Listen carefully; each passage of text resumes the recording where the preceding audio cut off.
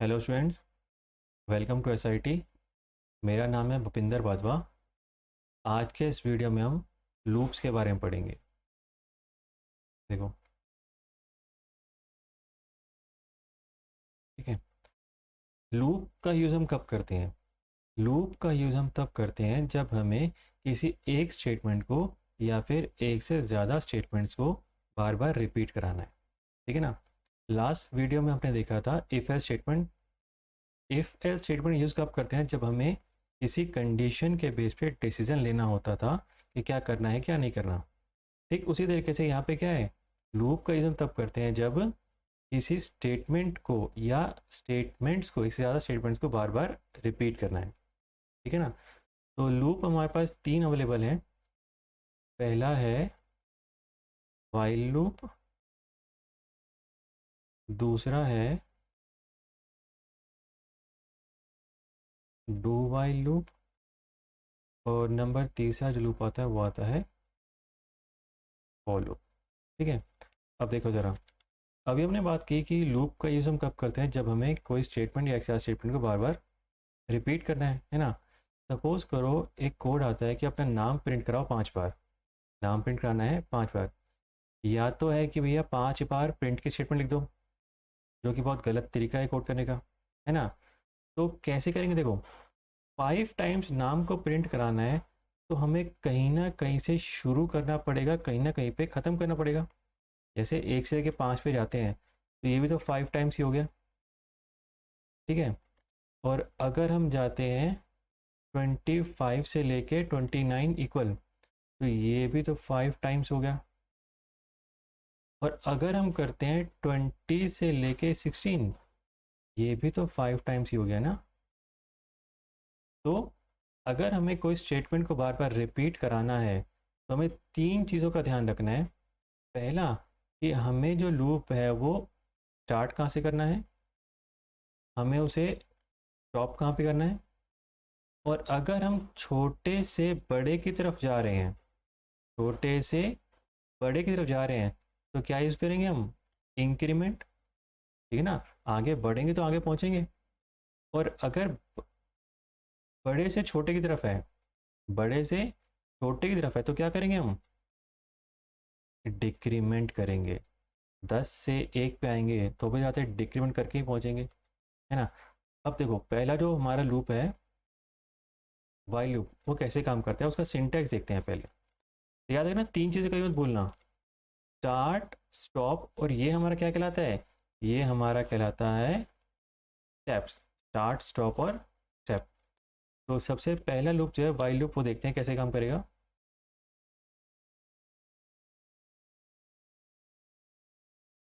सबसे पहले इसका सिंटेक्स, और सिंटेक्स में सबसे पहले आता है इनिशियलाइज, यानी कि हमें लूप को स्टार्ट कहाँ से करना है। वाइल के साथ आ जाएगी कंडीशन, यानी लूप हमें रोकना कहाँ पे है। और वाइल के कर्ली ब्रेस में वो स्टेटमेंट या स्टेटमेंट जो बार बार रिपीट करनी है। और इसी वाइल लूप की बॉडी में ही हम लिखते हैं इंक्रीमेंट या फिर डिक्रीमेंट। ठीक है ना। तो ये है हमारा वाइल लूप का सिंटैक्स। वाइल लूप का सिंटैक्स देखो, इनिशियलाइज मतलब हमें स्टार्ट कहाँ से करना है, कंडीशन मतलब हमें रुकना कहाँ पे है, और ये इंक्रीमेंट डिक्रीमेंट हमारे क्या हो जाएंगे? स्टेप्स हो जाएंगे।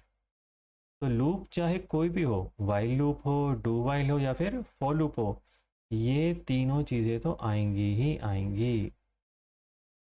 स्टार्ट, स्टॉप और स्टेप। अगर इन तीनों में से कोई स्टेटमेंट मिस कर जाओगे या गलत कर दोगे तो या तो लूप चलेगा नहीं या फिर वो रुकेगा नहीं।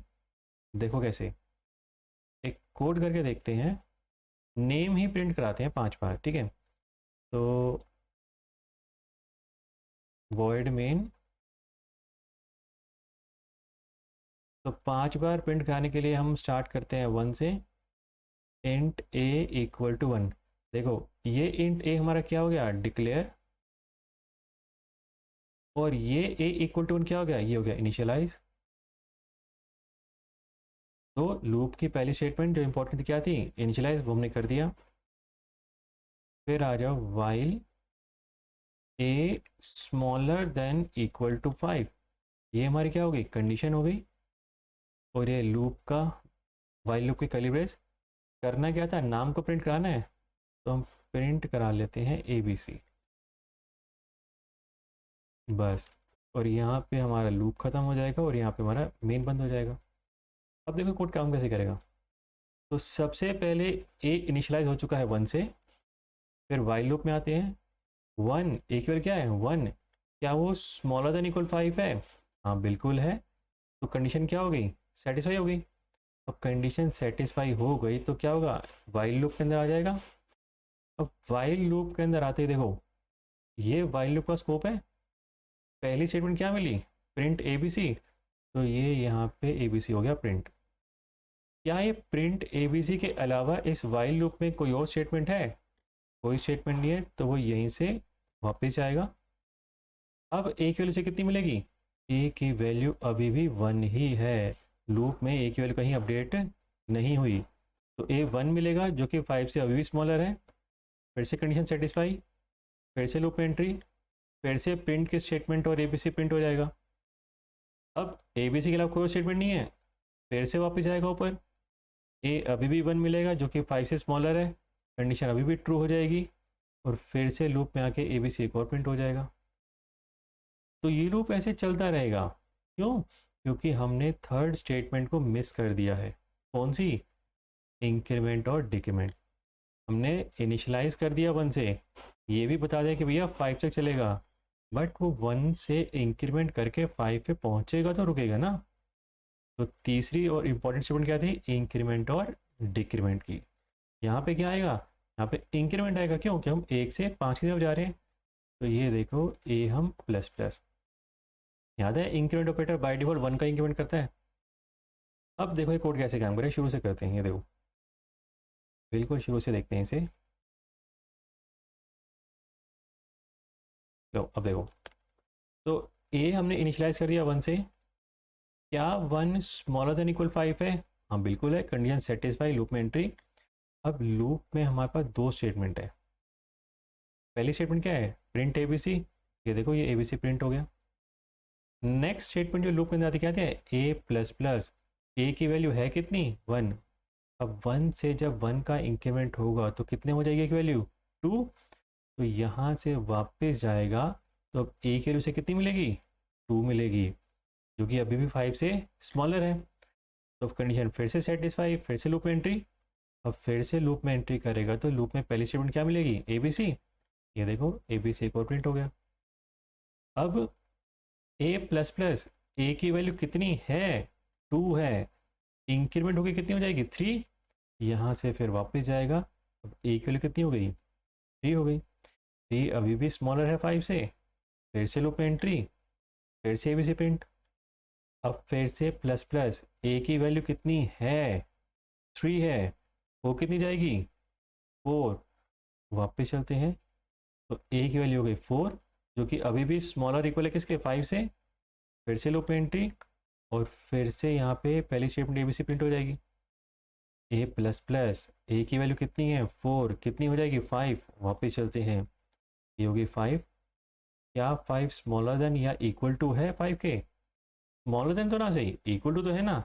तो फिर से कंडीशन सेटिस्फाई, फिर से लूप एंट्री, और फिर से हमारा ABC यहाँ पे प्रिंट हो जाएगा। अब ए प्लस प्लस अगर फिर से करते हैं तो ए की वैल्यू कितनी है 5, वो कितनी जाएगी 6, ये अभी भी वापस जाएगा।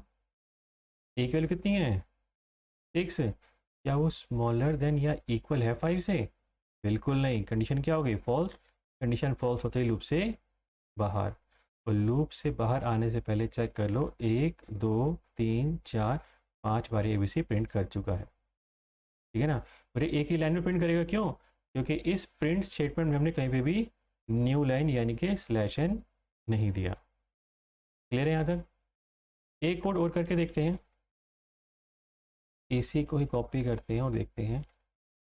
अब यही कोड अगर हमें करना है, और ABC जो है हमेशा न्यू लाइन में प्रिंट होना चाहिए, हमेशा जो है न्यू लाइन में प्रिंट होना चाहिए। तो उसके लिए हम क्या करेंगे, कुछ नहीं करेंगे, बस प्रिंट के स्टेटमेंट में जो है स्लैश एन कर देंगे। ये देखो, ये हटाया यहाँ से, और प्रिंट कोट्स के अंदर स्लैश एन, और ये अपना ए बी सी, ए बी और सी हो जाएगा। तो हमारा आउटपुट क्या आ जाएगा, आएगा तो भी 5 times A B C, but वो हमेशा न्यू लाइन में A B C A B C A B C और ए बी सी, ठीक है ना। अब चाहते हो कि यहाँ पे ए बी सी से पहले नंबरिंग भी आ जाए, जैसे 1 2 3 4 and 5, 1 A B C 2 A B C 3 A B C. तो क्या चेंज करेंगे, देखो ए हमने इनिशियलाइज किससे किया था, 1 से किया था, और उस जब फर्स्ट टाइम इंक्रीमेंट हुआ था तो कितना हो गया था, 2 हो गया था, फिर 3 हो गया था, फिर 4। तो क्यों ना हम ए की वैल्यू भी साथ साथ प्रिंट करा दें। ये देखो, ये ए बी सी से पहले पहले new line percent D comma करके, wait wait wait, percentage D के बाद ए बी सी कॉमा करके ए। तो देखो ये कोड कैसे काम करेगा। सबसे पहले ए हमने इनिशियलाइज किया 1 से, क्या 1 स्मॉलर देन इक्वल टू 5 है, हाँ बिल्कुल है। तो देखो प्रिंट में सबसे पहले क्या मिला हमें, न्यू लाइन, तो कर्सर जो है न्यू लाइन पे आ जाएगा। परसेंट डी क्या प्रिंट हो जाएगी, ए की वैल्यू कितनी, 1 प्रिंट हो जाएगी, और फिर साथ में ए बी सी प्रिंट हो जाएगा। अब ए इंक्रीमेंट करके हो जाएगा 2, वापस चलो, ए हो गया 2 जो कि 5 से अभी भी स्मॉलर है, फिर से लूप में एंट्री। अब देखो फिर से जो प्रिंट की स्टेटमेंट है उसमें सबसे पहले क्या मिला, न्यू लाइन, कर्सर नीचे आ जाएगा, परसेंट डी मतलब ए की वैल्यू प्रिंट हो जाएगी कितनी, 2, और A B C as it is print हो जाएगा। तो इस तरीके से ये लूप 5 टाइम्स चलेगा, और नंबरिंग के साथ साथ ए बी सी हमारा जो है प्रिंट हो जाएगा। क्लियर है यहाँ तक। एक कोड और देखते हैं, देखो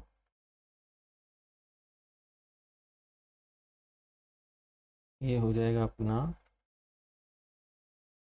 void main और int a equal to 1 while a smaller than equal to 10 हो जाएगा, curly brace, printf percent D comma a, और ए को हम इंक्रीमेंट करा देते हैं 2 से, ठीक है ना। अब देखो इस कोड का आउटपुट क्या आएगा। सबसे पहले ए हमने किससे इनिशियलाइज किया, 1 से इनिशियलाइज किया। देखो 1 क्या स्मॉलर देन इक्वल टू 10 है, हाँ बिल्कुल है। लूप में एंट्री करते हैं, तो लूप में एंट्री करते ही सबसे पहले ए की क्या वैल्यू प्रिंट हो जाएगी, वो प्रिंट हो जाएगी 1। अब देखो ए प्लस इक्वल टू, याद होगा असाइनमेंट ऑपरेटर, ए में जो है 2 ऐड हो जाएगा, ए की वैल्यू है कितनी 1, उसमें 2 अगर इंक्रीमेंट कर जाता है तो ए की वैल्यू कितनी हो जाएगी 3, लूप वापस चलेगा, ए कितना हो गया 3, 3 अभी भी स्मॉलर है 10 से, बिल्कुल है, लूप में एंट्री करते हैं। अब ए की वैल्यू क्या प्रिंट हो जाएगी, 3 प्रिंट हो जाएगी। अब ए कितना है 3, 2 से इंक्रीमेंट करके कितना हो जाएगा 5, वापस चलते हैं, क्या 5 स्मॉलर देन इक्वल टू 10 है, हाँ बिल्कुल है, फिर से एंट्री। अब ए की वैल्यू कितनी प्रिंट हो जाएगी, वो प्रिंट हो जाएगी 5। अब जब ए फिर से इंक्रीमेंट करेगा 2 से, तो ए की वैल्यू है कितनी 5 है, कितनी हो जाएगी 7, वापस चलो, 7 क्या स्मॉलर देन 10 है, बिल्कुल है, फिर से लूप में एंट्री। तो अब जो ए की वैल्यू प्रिंट होगी कितनी प्रिंट हो जाएगी 7 प्रिंट हो जाएगी, ठीक है ना। अब ए की वैल्यू 7 प्रिंट होगी, तो अब उस 7 में फिर से 2 का इंक्रीमेंट कितना हो जाएगा 9, वापस चलो, क्या 9 स्मॉलर देन 10 है, बिल्कुल है, लूप में एंट्री, फिर से एक वैल्यू प्रिंट हो जाएगी 9। अब 9 जो है फिर से इंक्रीमेंट करेगा 2 से, कितना हो जाएगा 11, अभी भी वापस जाएगा, क्या 11 स्मॉलर देन या इक्वल है 10 के, नहीं, कंडीशन फॉल्स। तो यहाँ से अब लूप से बाहर आ जाएगा, और बाहर आने से पहले ये देखो 1 से लेके 10 तक के सारे ऑड नंबर प्रिंट हो चुके हैं, यही होते हैं ना नंबर 1 3 5 7 9। ये जो कोड है किस चीज़ का था, ये था display odd numbers up to 10, up to 10, देखो ये हो जाएगा डिस्प्ले ऑड नंबर्स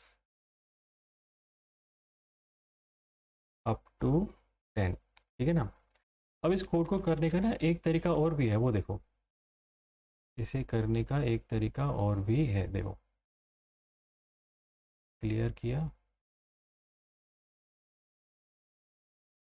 और इसको थोड़ा सा left.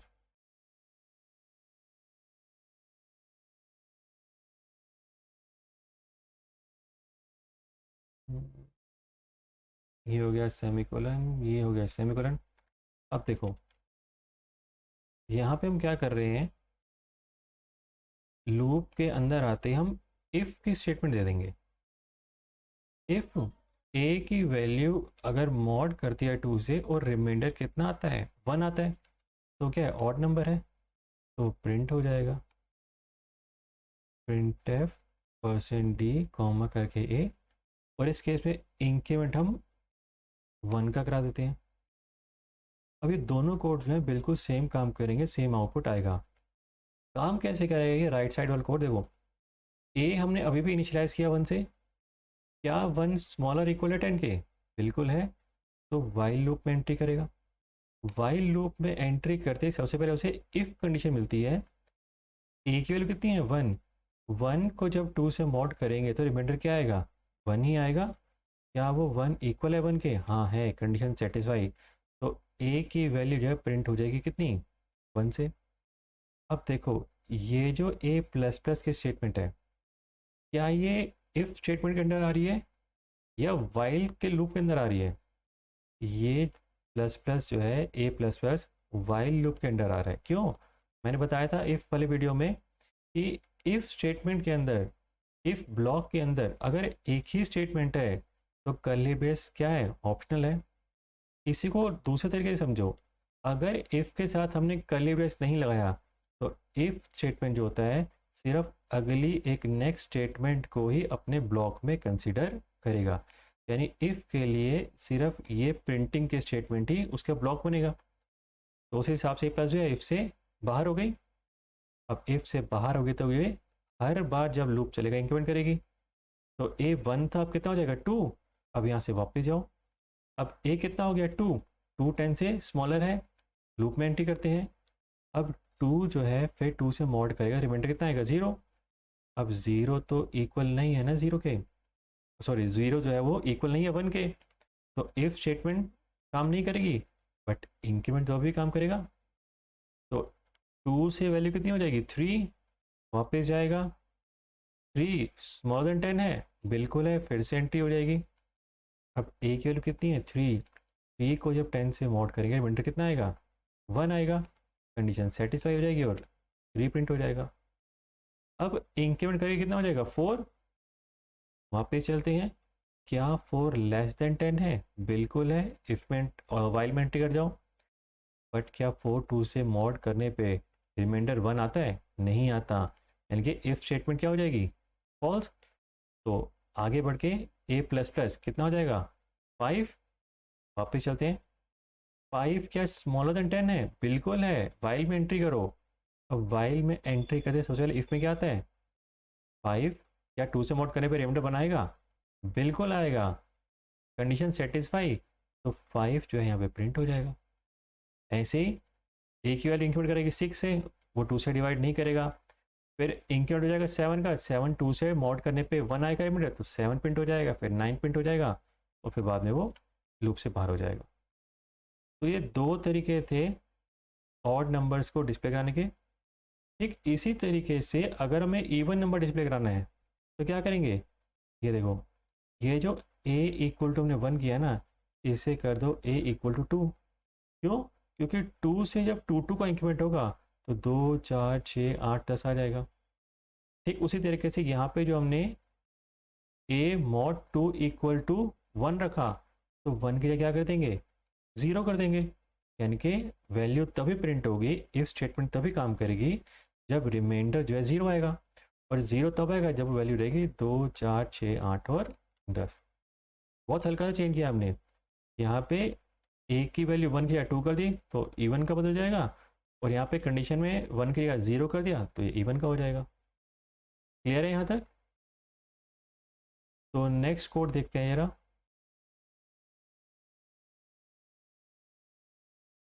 Some of up to n numbers,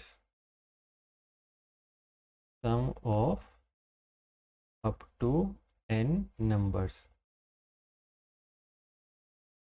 यानी कि हम यूज़र से एक नंबर इनपुट कराएंगे और वहाँ तक के जितने भी नंबर्स हैं 1 से लेके उस n तक जितने भी नंबर सबको हम ऐड करेंगे। जैसे यूज़र ने n की वैल्यू इनपुट कराई कितनी 5, तो हमें क्या करना है 1 से लेके 5 तक सबको क्या करना है ऐड करना है। ठीक है ना, इस तरीके से कैसे करेंगे वो देखो। सबसे पहले वॉइड मेन,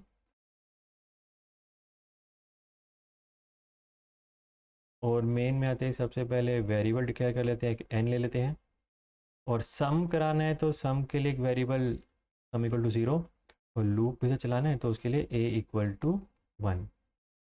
तो पहले n की वैल्यू यूज़र से इनपुट करा लेते हैं, enter any number can %d, m%n हो जाएगा। ठीक है ना। अब देखो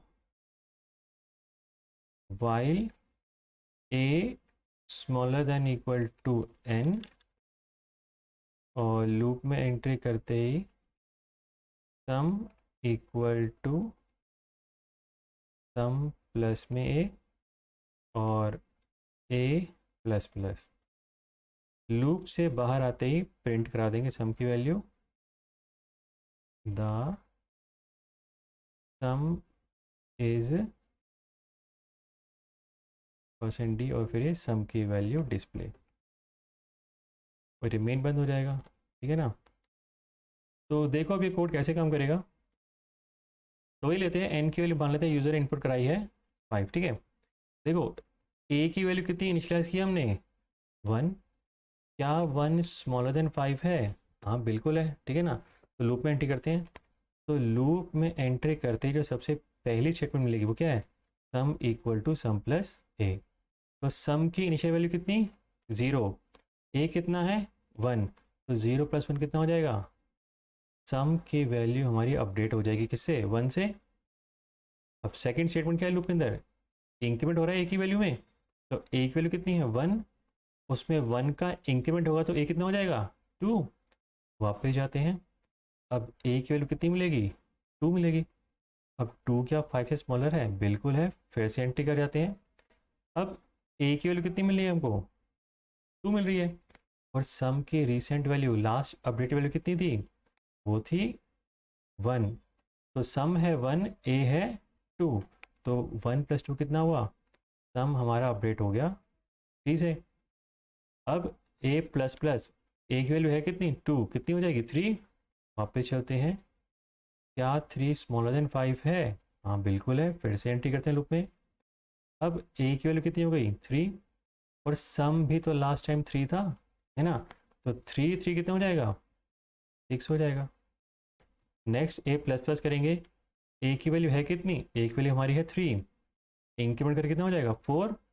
वापस चलते हैं, a की वैल्यू है 4 जो कि अभी भी स्मॉलर देन 5 है, एंट्री करते हैं, अब a की वैल्यू हो गई 4, और सम की लास्ट अपडेट वैल्यू क्या थी 6 थी, तो 6 और 4, ये सम हमारा अपडेट हो गया 10 से। अब a फिर से इंक्रीमेंट करेगा, a की वैल्यू कितनी थी 4, कितनी हो जाएगी 5। वापस चलते हैं, क्या 5 स्मॉलर देन और इक्वल टू है, स्मॉलर ना सही इक्वल तो है ना, तो फिर से लूप में एंट्री, a की वैल्यू 5, और सम की लास्ट वैल्यू क्या थी, लास्ट अपडेट वैल्यू क्या थी 10 थी, तो 10 + 5 सम कितना हो गया 15, a प्लस प्लस करके कितना हो जाएगा 6। वापस चलते हैं, क्या 6 जो होता है वो छोटा या बराबर है 5 से? नहीं है, कंडीशन फॉल्स, लूप से बाहर। अब लूप से बाहर आते ही सम हो जाएगा प्रिंट द सम इज, कितनी है सम की लास्ट वैल्यू, वो थी हमारी 15, द सम इज 15। चेक करो ये देखो, 1 + 2 कितना हुआ 3, 3 3 6, 6 4 10, 10 5 15। क्लियर हुआ ये कोड? तो ये था कोड हमारा sum of up to n numbers का। अब इसी में थोड़ा सा अगर हम चेंज करने की कोशिश करें कि एक काम करते हैं, कॉपी कर लेते हैं पहले।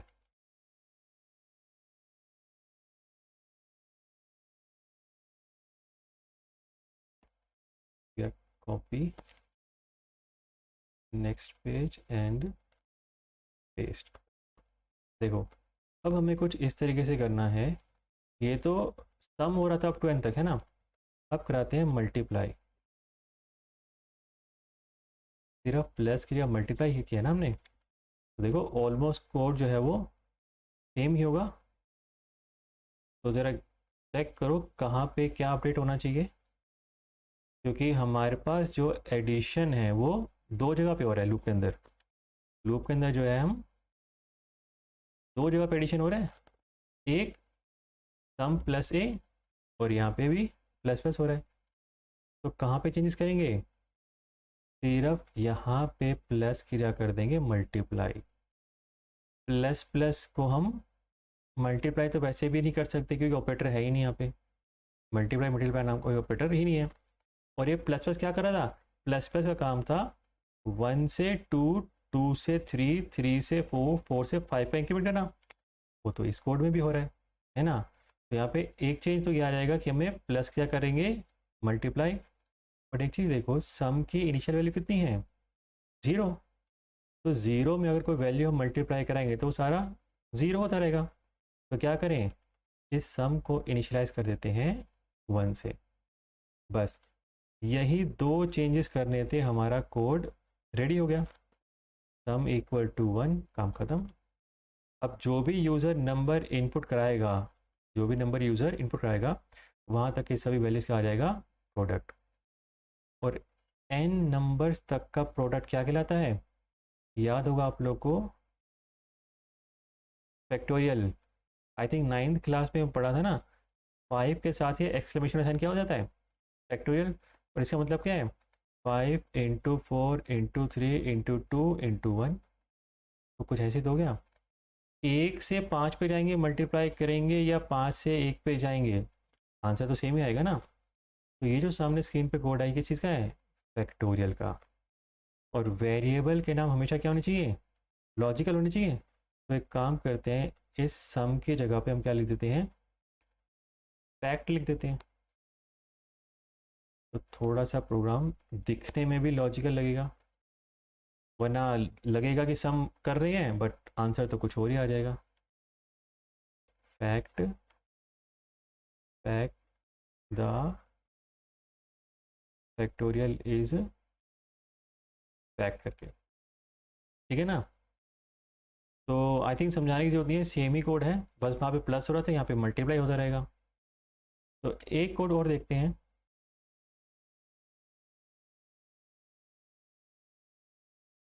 अब ये कोड नहीं है, जस्ट एक लॉजिक है, ठीक है ना, रफ वर्क जिसे कह सकते हो। सपोज करो n की वैल्यू कितनी है 3275, 3275। और वाइल n ग्रेटर देन 0, और हम करते हैं m इक्वल टू कितना, n mod 10 and sum equal to sum plus m और n equal to n divide 10। अब लूप से बाहर आके, लूप से बाहर आके हम क्या करेंगे, प्रिंट करा देंगे किसकी वैल्यू, सम की वैल्यू और n की वैल्यू, ठीक है ना। अब देखो यार एक चीज़ और देखते हैं, जितने भी वेरिएबल्स हम यूज़ कर रहे हैं ना यहाँ पे, वो सारे इंट हैं, वो सारे इंट टाइप के हैं, ठीक है। एंड सम इक्वल टू 0 करके। तो जस्ट एक लॉजिक, लॉजिक है, पूरा कंप्लीट प्रोग्राम नहीं है, जस्ट एक लॉजिक है। तो ये लॉजिक क्या है, किस चीज़ के लिए, कैसे काम करेगा वो देखते हैं पहले। तो देखो n ग्रेटर देन 0, n की वैल्यू कितनी है 3275। क्या 3275 ग्रेटर देन 0 है, हाँ है। कंडीशन क्या होगी, सेटिस्फाई होगी। अब कंडीशन सेटिस्फाई हुई तो लूप में एंट्री करेगा। और लूप में कितनी स्टेटमेंट है, स्टेटमेंट नंबर 1, 2 और 3। तो लूप में जो सबसे पहली स्टेटमेंट है वो क्या कह रही है, वो कहती है कि भैया n कितना है 3275 को 10 से करो मॉड, n के क्या चाहिए हमको, रिमाइंडर। तो 3275 को जब 10 से डिवाइड करेंगे रिमाइंडर कितना आएगा, वो आ जाएगा 5 आ जाएगा। अब सम कितना है हमारे पास, सम हमारे पास है 0, m की वैल्यू कितनी है 5, तो 0 + 5 कितना हो जाएगा, 5 हो जाएगा। तो सम की वैल्यू अपडेट हो गई 5 से। अब आगे बढ़ते हैं, थर्ड स्टेटमेंट, n कितना 3275। अब 3275 को 10 से डिवाइड करेंगे तो क्वेश्चन कितना आएगा 327.5, और हमने सारी वैल्यू किस में दे रखे हैं, इंटीजर में, तो वो पॉइंट हट जाएगा। तो इस n की न्यू अपडेटेड वैल्यू क्या रहेगी 327। अब यहाँ से लूप फिर से चलेगा। अब n कितना मिलेगा 327 मिलेगा। क्या वो ग्रेटर देन 0 है, हाँ बिल्कुल है, कंडीशन सेटिस्फाई, फिर से लूप में एंट्री। अब फिर से लूप में एंट्री करेगा तो पहली स्टेटमेंट क्या मिलेगी लूप में, n मॉड हो जाएगा 10 से। तो 327 को जब 10 से डिवाइड करेंगे तो रिमाइंडर कितना आएगा, रिमाइंडर आ जाएगा 7। अब m की अपडेट वैल्यू कितनी है 7, और सम लास्ट टाइम कितना था 5, 7 और 5, ये हो गई सम की अपडेटेड वैल्यू 12। नाउ n कितना 327। अब 327 को जब हम 10 से डिवाइड करेंगे तो रिमाइंडर कितना आएगा 32.7, और 0.7 हटके कितना आ जाएगा, n की न्यू अपडेटेड वैल्यू रहेगी 32। वापस चलो, क्या n 32 ग्रेटर देन 0 है, बिल्कुल है, फिर से लूप में एंट्री करते हैं। तो 32 को 10 से डिवाइड करेंगे तो रिमाइंडर कितना आएगा 2 आ जाएगा। अब m की अपडेट वैल्यू क्या होगी 2, सम लास्ट टाइम कितना था 12, 12 और 2 कितना हो जाएगा, ये हो जाएगा 14। आगे बढ़ते हैं। ना अब 32 10 से डिवाइड हुआ तो क्वेश्चन कितना आएगा 3.2, पॉइंट हटेगा तो n की वैल्यू कितनी हो जाएगी 3 हो जाएगी। वापस चलते हैं, क्या 3 ग्रेटर देन 0 है, हाँ बिल्कुल है, फिर से लूप में एंट्री। अब देखो 3 जो है 10 से छोटा है, तो डिवाइड कैसे करेंगे, क्या रिमाइंडर आएगा, देखो 3 10 से छोटा है ना, तो 3 ही हमारा रिमाइंडर रहेगा, 3 ही हमारा रिमाइंडर रहेगा, है ना। तो m की वैल्यू हो गई 3, सम लास्ट टाइम कितना था 14, तो 14 और 3 कितना हो जाता है 17। अब n की वैल्यू कितनी है 3, तो 3 जब 10 से डिवाइड हो तो क्या आएगा 0.3, और 0.3 हटा तो n कितना हो गया 0। वापिस चलो, क्या 0 ग्रेटर देन 0 है, नहीं है, लूप से बाहर। तो सम की वैल्यू क्या आई 17, और n कितना है हमारा 0।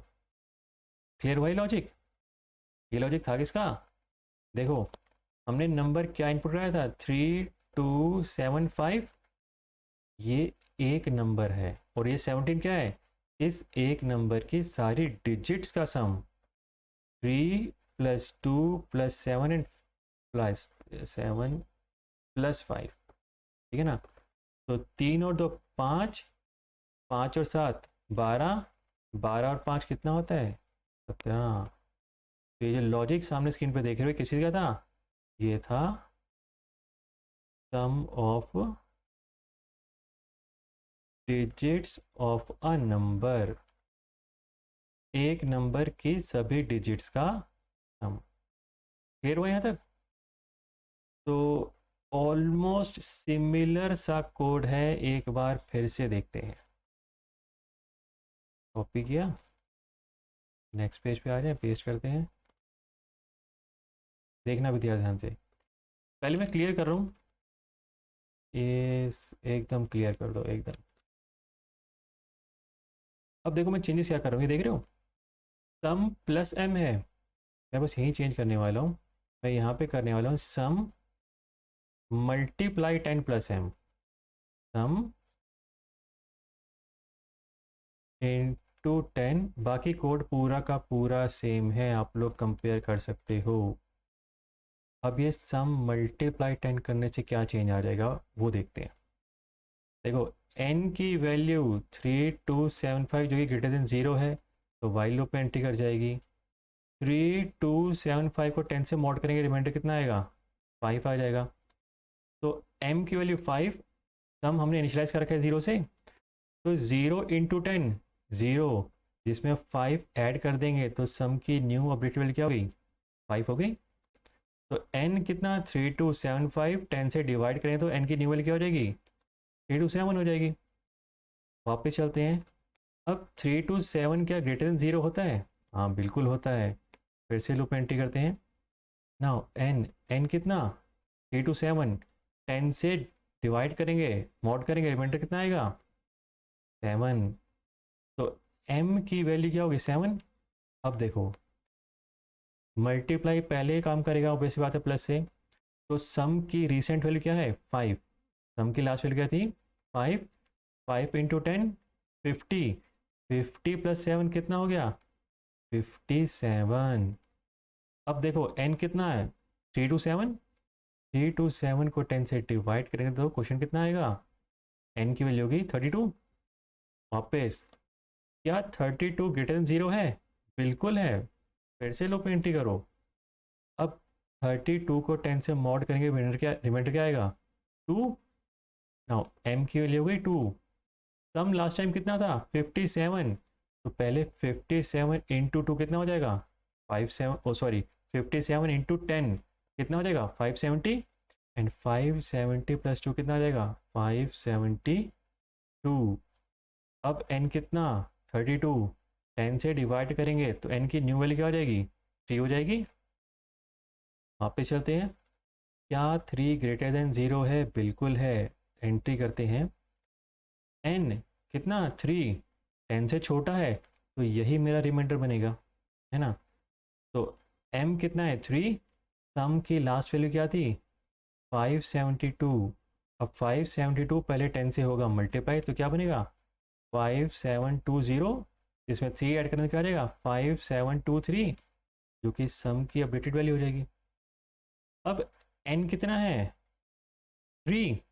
10 से डिवाइड करेंगे 0.3 आएगा, तो 0.3 हटेगा तो n हो गया 0, और जो कि 0 जो है ग्रेटर देन 0 नहीं है, लूप से बाहर। तो सम में क्या वैल्यू आई? 5723, और n तो हमारा अभी भी 0 है। तो देखो हमने इनपुट क्या कराया था? हमने इनपुट कराया था वैल्यू 3275, और रिजल्ट क्या आया? 5723। देख रहे हो, रिवर्स हो गया। सिर्फ ये मल्टीप्लाई 10 लगाया हमने पूरे कोड में, और कोई चेंज नहीं किया। सिर्फ मल्टीप्लाई 10 करने से हमारा कोड पूरा का पूरा ही चेंज हो गया। Sum of digits of a number से रिवर्स ऑफ ए नंबर हो गया ये। ठीक है ना? एक कोड और करते हैं, देखो, वो भी ऑलमोस्ट सिमिलर ही है। कॉपी, ये हो गया पेस्ट। देखो, तो ऑलमोस्ट सिमिलर मतलब हम एक नंबर चेंज कर लेते हैं थोड़ा सा।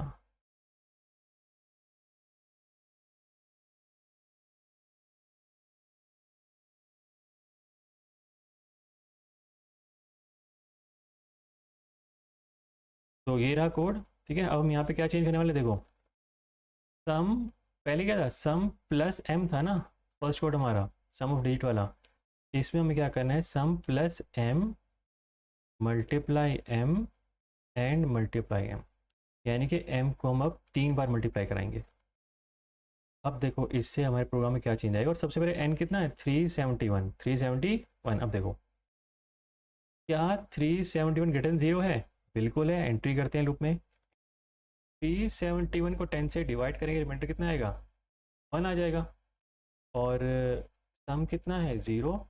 1 इंटू 1 इंटू 1 कितना हो जाएगा? 1 ही हो जाएगा। तो 1 प्लस 0 सम कितना हो गया? 1 हो गया। n कितना? 371। 371 को 10 से डिवाइड करें, कितना आ जाएगा? 37। वापस चलते हैं। अब क्या 37 ग्रेटर देन 0 है? बिल्कुल है। तो एंट्री करते हैं। 37 को 10 से डिवाइड करें, कितना आ जाएगा? 7। तो देखो, 7 इंटू 7 इंटू 7 कितना हो जाएगा? 343। और सम की लास्ट अपडेटेड वैल्यू क्या थी? 1। ये बन जाएगा 344। अब एन कितना है 37, 10 से डिवाइड करें कितना आ जाएगा 3। वापस चलते हैं, 3 क्या ग्रेटर देन 0 है, बिल्कुल है, फिर से एंट्री।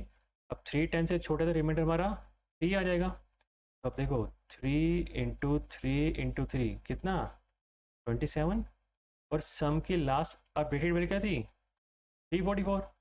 तो 344 में 27 ऐड करेंगे तो सेम आंसर आ जाएगा 371। और यहाँ पे n 3 से डिवाइड, तो 3 जो है 10 से डिवाइड होगा, 0.3 आएगा, तो 3 हट के 0 हो जाएगा और फिर लूप से बाहर। तो सम की वैल्यू कितनी 371, n कितना 0। ये देख रहे हो आंसर क्या है सेम। अब ऐसा नहीं है कि कोई भी नंबर दोगे और वो सेम आंसर आ जाएगा, नहीं। 371 जो है एक स्पेशल नंबर है। क्या स्पेशलिटी है इसमें, ये आर्मस्ट्रॉन्ग नंबर है। ये क्या है, एक आर्मस्ट्रॉन्ग नंबर। आर्मस्ट्रॉन्ग नंबर कौन सा होता है, वो नंबर जिसकी डिजिट्स का क्यूब करके वापस से सम करने पे क्या आ जाएगा सेम नंबर। 3 का क्यूब 27, 7 का क्यूब 343, 1 का क्यूब 1, तो सबको ऐड करके क्या आता है 371। ठीक है ना। तो ऐसा नहीं कोई भी नंबर पुट करोगे सेम आ जाएगा। 371 जो है एक स्पेशल नंबर जो है आर्मस्ट्रॉन्ग नंबर। आई होप ये तीनों लॉजिक्स आप लोग को क्लियर हो गए होंगे। तो अब ये तीनों लॉजिक जो मैंने लिखे हैं इसका फेयर कोड देखो कैसे करेंगे, प्रॉपर कोड कैसे करेंगे देखो। Sum of digits of a number, sum of digits of a number, एक नंबर के सभी डिजिट्स का सम। वॉइड मेन, सबसे पहले वेरिएबल डिक्लेयर कर लेते हैं, int num m mod find करने के लिए, एंड सम इक्वल टू कितना हो जाएगा 0 हो जाएगा। तो सबसे पहले नम की वैल्यू इनपुट करा लेते हैं, printf enter any number nf%d, m%num। ठीक है ना। तो नम की वैल्यू हमने इनपुट करा ली। अब देखो ज़रा, बस कुछ नहीं है, वही लॉजिक लगाना है। वाइल नम ग्रेटर देन 0, जब तक नम की वैल्यू ग्रेटर देन 0 है लूप चलता रहेगा।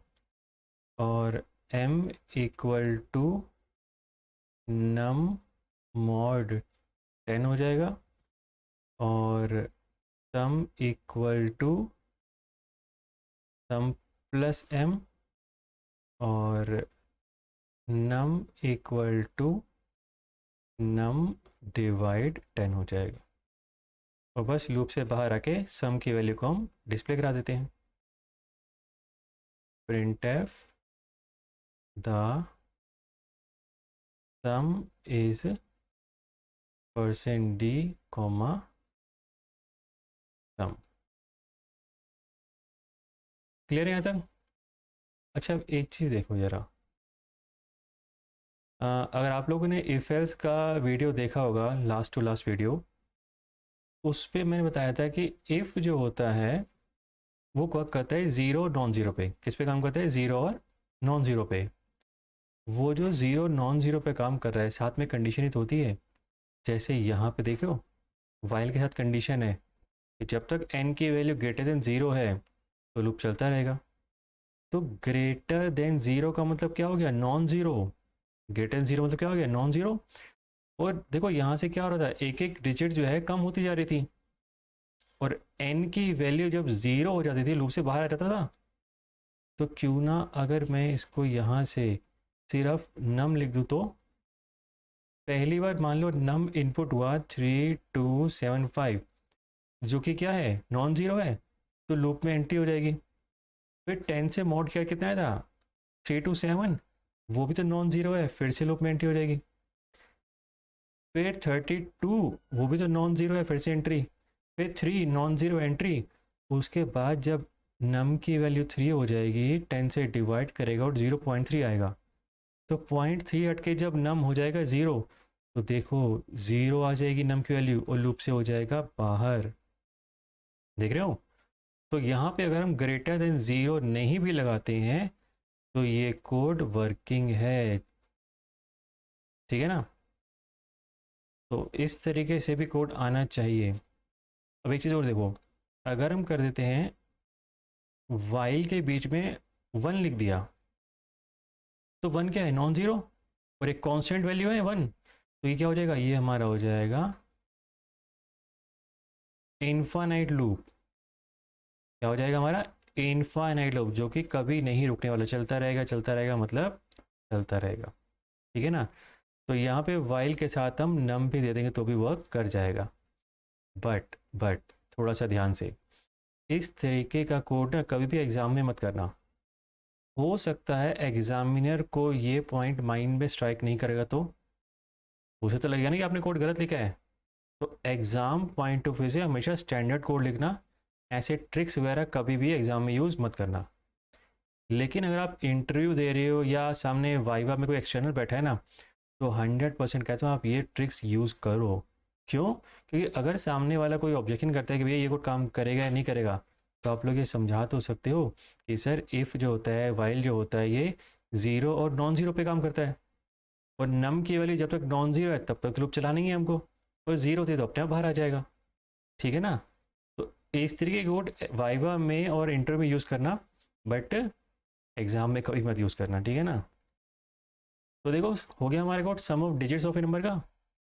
और इसी कोड में हमने थोड़ा सा चेंज किया था, सम इनटू 10। वो कोड किसका हो गया था? वो हो गया था रिवर्स का। ठीक है ना?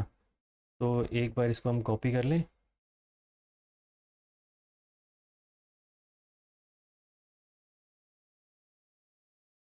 तो ये हो गया कॉपी, नेक्स्ट पेज पे आके पेस्ट।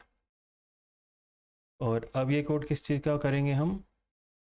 ये रहेगा reverse of a number, reverse of a number. कुछ नहीं करना, बस यहाँ पे सम मल्टीप्लाई 10 प्लस में हम करना है बस। सम हो जाएगा इंटू 10 प्लस में m, बस हो गया रिवर्स का। थोड़ा सा चेंज और कर सकते हैं वेरिएबल के नाम। वेरिएबल नाम क्या रहेंगे हमेशा? लॉजिकल। तो यहाँ पे सम की जगह क्या कर लेते हैं? REV, यानी कि एज ए रिवर्स सम रखोगे काम तो तब भी करेगा, बट बेटर रहता है कि वेरिएबल्स के नाम हमेशा लॉजिकल रखो। The reverse is REV। Clear है यहाँ तक भी? नाउ नेक्स्ट जो हमारा प्रोग्राम आता है वो आता है पैलिंड्रोम। कौन सा आता है? पैलिंड्रोम।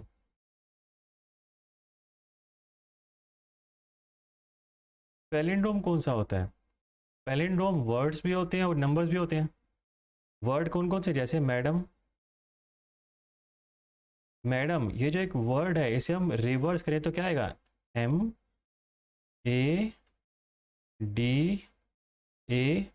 और फिर से हम, यानी कि वो वर्ड्स या वो नंबर्स पैलिंड्रोम कहलाते हैं जो सीधा उल्टा सेम होते हैं। मैडम हो गया, और नमन हो गया, नितिन हो गया, रडार हो गया। मलयालम भी एक पैलिंड्रोम वर्ड है। ठीक है ना? अभी तो वर्ड की बात है ना, वर्ड की बात हम बाद में देखेंगे। फिलहाल नंबर पे आते हैं, तो नंबर कौन सा कहलाएगा? जैसे 1 to 1 हो गया, 1 2 5 2 1 हो गया, 1, ये 4 3 2 3 4, ये सारे क्या होंगे? पैलिंड्रोम वर्ड्स हैं। तो अगर हमें किसी नंबर को चेक करना है कि वो पैलिंड्रोम है या फिर नहीं है, तो सबसे पहले हमें क्या करना पड़ेगा? उस नंबर का रिवर्स निकालना पड़ेगा। और रिवर्स का कोड तो ये रहा, रिवर्स का कोड तो ये रहा। तो रिवर्स कोड का कोड कर क्या करेंगे?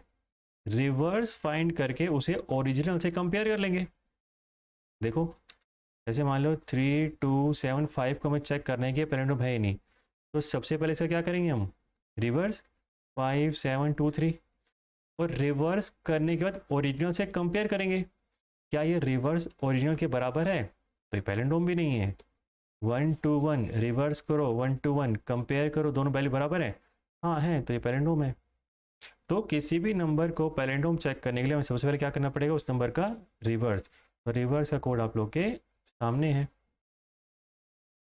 तो select page, copy and paste, आ जाते हैं अपने कोड पे।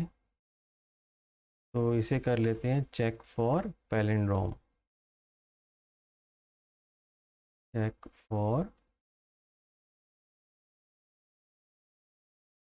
पैलिंड्रोम, ठीक है ना। तो बस ऑलमोस्ट कोड सेम है, बस लूप से बाहर आके हमें क्या करना है, रिवर्स और ओरिजिनल को जो है कंपेयर कर लेंगे कि भैया सेम है या फिर नहीं। तो कैसे करेंगे कंपेयर, देखो। इफ़ ओरिजिनल वैल्यू हमने किस में इनपुट करा रखी थी, नम में। तो अगर नम की वैल्यू अगर इक्वल आ जाती है किसके, रिवर्स के, then printf palindrome, else printf, यानी अगर ओरिजिनल और रिवर्स सेम नहीं है तो क्या है, नॉट पैलिंड्रोम आएगा, नॉट पैलिंड्रोम। क्लियर यहाँ तक? तो एक नंबर पुट करके देखते हैं। तो सपोज करो नम जो है यूज़र ने इनपुट किया कितना, 12521। गुड, लूप में एंट्री हुई, रिवर्स फाइंड हुआ, लूप से बाहर आ जाएंगे तो रिवर्स में सेम ही आ जाएगा 12521। और आंसर हमारा फिर क्या आ जाएगा, पैलिंड्रोम या नॉट पैलिंड्रोम, रिवर्स तो आ गया ना 12521। हमारा आंसर क्या आएगा, हमारा आंसर आएगा नॉट पैलिंड्रोम। वाई, क्यों, रिवर्स तो ठीक काम कर रहा है, 12521 आ ही गया, तो पैलिंड्रोम क्यों नहीं आएगा। अरे बालक देखो, अभी जो हमने लॉजिक्स किए थे ये देखो, सब में क्या हुआ था, एन की वैल्यू मेरी लॉस्ट हो जा रही थी। देखो सभी लॉजिक्स में यही हुआ था। ये देखो, रिवर्स का एन की वैल्यू लॉस्ट, ये देखो सम ऑफ डिजिट एन की वैल्यू हमेशा क्या हो रही है, लॉस्ट हो रही है। देखो ना, यहाँ से मॉड कर रहे हैं, यहाँ से डिवाइड कर रहे हैं। तो डिवाइड कर रहे हैं तो 3275, डिवाइड किया तो 5 हटा, फिर डिवाइड किया 7 हटा, फिर डिवाइड किया 2, फिर 3 हटा।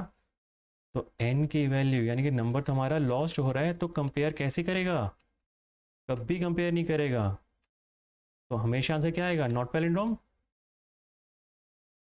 है ना। तो देखो यहाँ पे इसे ठीक कैसे करेंगे, प्रॉब्लम समझ में आई ना।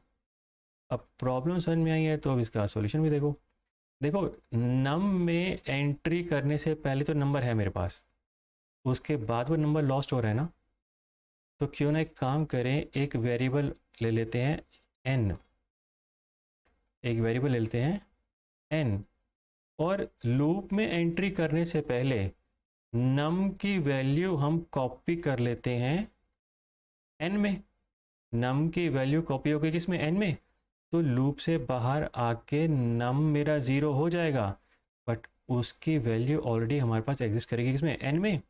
तो लूप से बाहर आके हम नम को नहीं, एन को कंपेयर करेंगे रिवर्स से, तो हमारा आंसर पैलिंड्रोम आ जाएगा। बात समझ में आई? अब सेम चीज़ देखो, बिल्कुल सेम कोड, इसका आर्मस्ट्रॉन्ग नंबर। अभी हमने देखा था आर्मस्ट्रॉन्ग नंबर कौन सा, जिसके डिजिट्स का क्यूब करके उनको सम करने पे ओरिजिनल के इक्वल आए, ओरिजिनल। तो वहाँ भी तो नम हमारा लॉस्ट हो रहा था ना। तो ये हो जाएगा चेक फॉर आर्मस्ट्रॉन्ग,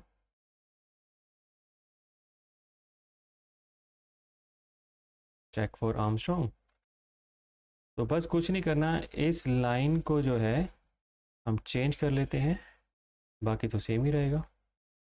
और वेरियोग्राम थोड़ा logical, sum equal to sum plus M into M into M, बस।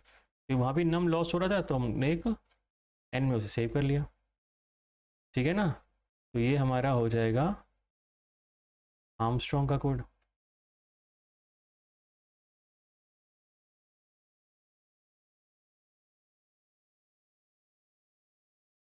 कर ही लेते हैं। n इक्वल टू कितना, sum print Armstrong else not Armstrong, इस तरीके से। तो ये हमारा आर्मस्ट्रॉन्ग का भी कोड हो गया।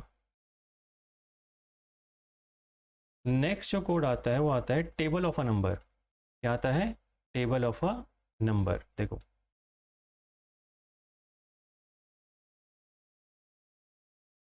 टेबल ऑफ अ नंबर करना क्या है, यूज़र से एक नंबर इनपुट कराएंगे और उस नंबर का हमें जो है बढ़िया सा टेबल डिस्प्ले करना है प्रॉपर फॉर्मेटिंग के साथ। जैसे यूज़र ने नंबर इनपुट किया 5, तो 5 into 1 equal to 5, 5 into 2 equal to 10 dot dot dot 5 into 10 equal to कितना 50, प्रॉपर फॉर्मेटिंग के साथ। कैसे करेंगे चलो देखते हैं। वॉइड मेन, मेन में आते पहले वेरिएबल डिक्लेयर कर लेते हैं इंट नम, और लूप चलाने के लिए ए, printf enter any number scanf %d %num। तो वो नंबर तो आ गया जिसका हमें टेबल डिस्प्ले कराना है। और लूप कहाँ से चलेगा, लूप चलाएंगे हम 10 तक, a smaller than equal to 10। अब देखो ये फॉर्मेट प्रॉपर इसी फॉर्मेट में कैसे प्रिंट होगा। देखो पहली चीज़ तो हर एक स्टेटमेंट जो है न्यू लाइन में जा रही है, तो हम क्या करते हैं स्लैश n, फिर क्या आएगा वो नंबर जिसका हमें टेबल डिस्प्ले कराना है, तो उसके लिए %d आ जाएगा। फिर मल्टीप्लाई का साइन है वो एज इट इज़ कर लेते हैं। फिर 1 2 3 4, ये देखो फिर ये 1 2 3 4 ये हमें किससे मिलेंगे, ए से मिल जाएगा। तो ए पहली बार 1 है 2 है 3 है, फिर इक्वल का साइन एज इट इज़ हो जाएगा, और फिर प्रोडक्ट के लिए डी।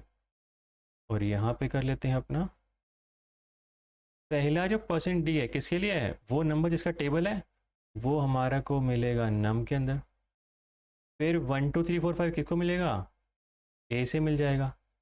और ये रिजल्ट कैसे आएगा, ए को मल्टीप्लाई कर देंगे नम से, बस ख़त्म कहानी।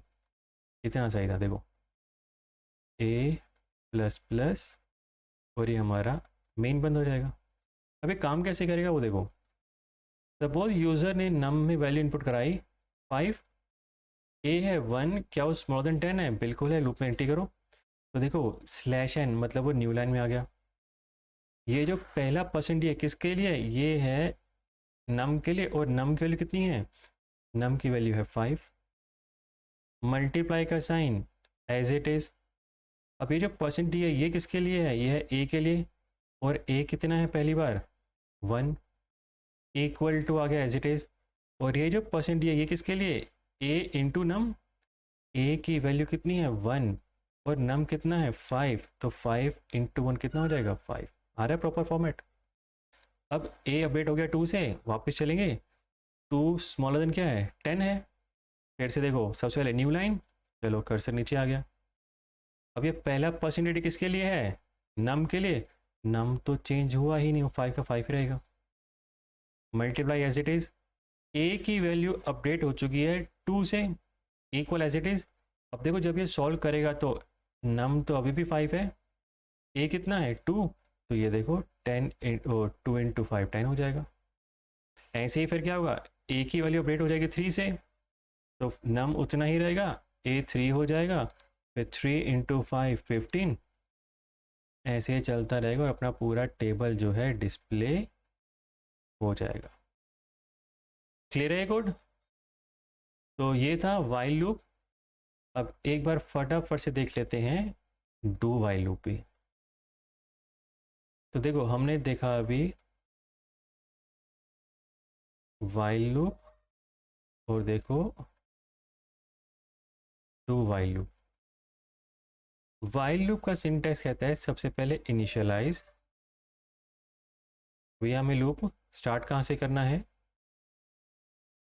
वाइल के साथ फिर आ जाएगी कंडीशन कि हमें लूप रोकना कहाँ पे है, और स्टेटमेंट जो बार बार रिपीट होंगी, फिर इंक्रीमेंट और फिर डिक्रीमेंट। अब देखो वाइल और डू वाइल में सिंटैक्टिकल डिफरेंस तो इतना सा ही है कि ये जो कंडीशन वाइल लूप से पहले आ रही है, ये डू वाइल में क्या हो जाएगी, लास्ट में। और यहाँ पे आ जाएगा अपना डू आ जाएगा।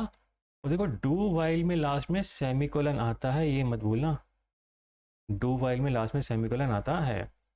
ये तो है सिंटैक्टिकल डिफरेंस, ठीक है ना। अब इस सिंटैक्टिकल डिफरेंस से हमारे आउटपुट में या हमारे कोडिंग में क्या चेंजेस आएंगे वो देखो जरा। एक कोड लिखते हैं, int a equal to 1 while a smaller than equal to 5 और printf %d कॉमा कितना हो जाएगा, a हो जाएगा, और a की वैल्यू करा देते हैं इंक्रीमेंट। अब ये तो हो गया वाइल लूप के साथ ना। अब इसी को डू वाइल में कन्वर्ट करेंगे तो कैसे करेंगे, बस ये कंडीशन को जो है आखिरी में ले जाएंगे, ठीक है। उप्स, तो कंडीशन आ जाएगी आखिरी में, और ऊपर क्या रह जाएगा, ऊपर आ जाएगा डू, और डू वाइल में लास्ट में सेमीकोलन। तो एज ए सिंटैक्टिकल डिफरेंस तो ये था, है ना। अब वर्किंग में क्या फ़र्क पड़ेगा वो देखो ज़रा। देखो ए की वैल्यू कितनी है यहाँ पे वाइल लूप में, 1 है, 1 स्मॉलर इक्वल टू 5 है, एक एक का इंक्रीमेंट हो रहा है और ए की वैल्यू प्रिंट हो रही है, तो आंसर क्या आएगा 1 2 3 4 एंड 5। डू वाइल देखो, ए की वैल्यू कितनी है 1, लूप में एंट्री किया, ए की वैल्यू कितनी प्रिंट हो जाएगी, 1 प्रिंट हो जाएगी। ए इंक्रीमेंट किया 1 से तो कितना हो गया 2, 2 क्या स्मॉलर देन इक्वल टू 5 है, हाँ बिल्कुल है। लूप फिर से चलेगा, फिर से लूप एंट्री, अब ए कितना 2 प्रिंट हो जाएगा, फिर इंक्रीमेंट होकर 3 हो जाएगा, वो भी 5 से कम है, तो 3 4 एंड 5 सेम आंसर आएगा दोनों में। तो फिर फ़र्क क्या है, देखो इन केस अगर हम ए की वैल्यू को अपडेट कर देते हैं 11 से, वाइल लूप में देखो, वाइल लूप में ए की वैल्यू हमने अपडेट कर दी 11 से, तो ये वाइल लूप कितनी बार चलेगा, ये एक बार भी नहीं चलेगा। क्यों, क्योंकि ए की वैल्यू कितनी है 11, क्या 11 स्मॉलर देन इक्वल टू 5 होता है, नहीं होता, लूप से बाहर कर देगा। अब डू वाइल में अगर हम ए की वैल्यू इनिशियलाइज करते हैं 11 से, तो देखो लूप में तो एंट्री कर गया ना, कोई कंडीशन चेक हुई ही नहीं अभी तक। तो जैसे ही लूप में एंट्री किया तो 11 ए की वैल्यू जो प्रिंट हो जाएगी, इंक्रीमेंट करेगा 12 से, 12 5 से ना छोटा ना बराबर, लूप से बाहर, यानी कि वो एक बार तो लूप चल ही गया ना। ये डिफरेंस है वाइल और डू वाइल में। वाइल लूप क्या करता है, पहले कंडीशन चेकिंग करता है और फिर स्टेटमेंट एग्जीक्यूट करता है, और डू वाइल क्या करता है, पहले स्टेटमेंट एग्जीक्यूट करेगा, फिर कंडीशन चेक करेगा। अब पहले स्टेटमेंट एग्जीक्यूट करेगा तो कंडीशन चाहे सेटिस्फाई हो या ना हो, डू वाइल एक बार तो काम करेगा ही करेगा। आई बात समझ में। तो वाइल लूप में क्या है, कंडीशन कहाँ पे आ रही है, जब हमारे लूप में एंट्री हो रही है, यानी कि एंट्री के टाइम पे वाइल लूप में कंडीशन चेक हो रही है, तो इसलिए वाइल लूप को हम एंट्री कंट्रोल लूप भी बोलते हैं। और डू वाइल में कंडीशन कहाँ चेक हो रही है, लास्ट में, तो इसीलिए इसे हम एग्जिट कंट्रोल लूप भी बोलते हैं। बात समझ में आई। तो वाइल लूप हमारा कौन सा होता है, एंट्री कंट्रोल लूप, क्योंकि एंट्री के टाइम पे कंडीशन चेक होती है। डू वाइल क्या होता है हमारा, एग्जिट कंट्रोल लूप, क्योंकि उसमें एग्जिट के टाइम पे कंडीशन चेक होती है। बाकी आप लोगों ने डिफरेंस देख ही लिया। जब नॉर्मली वर्क कर रहा है 1 से लेके 5 पे जा रहे हैं, तो चाहे वाइल लूप हो या डू वाइल लूप हो, सेम ही काम करते हैं। तो डू वाइल लूप में फ़िलहाल इससे ज़्यादा करने की ज़रूरत नहीं है, ठीक है ना। तो आई होप वाइल लूप और डू वाइल लूप जो है आप लोग को अच्छे से समझ में आ गया होगा। एक बात हो रहा है कि जितने प्रोग्राम्स हमने किए ना अभी, इन्हें सिस्टम पे प्रैक्टिकल करके ज़रूर देखना, तभी ये और अच्छे से क्लियर होंगे। ठीक है, तो आज के वीडियो में इतना ही, अगले वीडियो में फिर मिलते हैं। तब तक के लिए चैनल को सब्सक्राइब कर दो, लाइक कर दो, शेयर कर दो और कमेंट भी कर दो। Thanks for watching.